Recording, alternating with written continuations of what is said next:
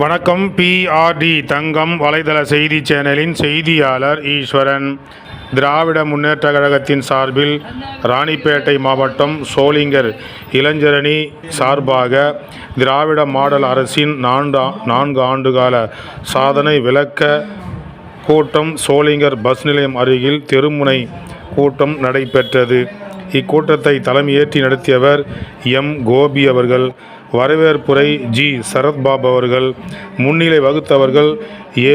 அசோகன் தலைமை செயற்குழு உறுப்பினர் அவர்கள், எம். சிவானந்தம் அவர்கள், ஏ.எஸ். மணி, ஏ. ராஜேந்திரன் மற்றும் இதில் சிறப்பு அழைப்பாளராகவும் சிறப்புரை நிகழ்த்தியவர் தலைமை கழக பேச்சாளர் கந்திலி கரிகாலன் அவர்கள், ஆர்.ஜி. வினோத் காந்தி அவர்கள், ஆற்காடு சட்டமன்ற உறுப்பினர் ஜே.எல். ஈஸ்வரப்பன் அவர்கள் கலந்து கொண்டு 4 ஆண்டு காலம் திராவிட முன்னேற்ற ஆட்சி காலத்தில் நடைபெற்ற சாதனைகள், இனி வருகின்ற காலங்களில் என்னென்ன செய்ய இருக்கிறார்கள் என்பதையெல்லாம் விளக்கமாக பொதுமக்கள் மத்தியில் எடுத்து பேசினார்கள்.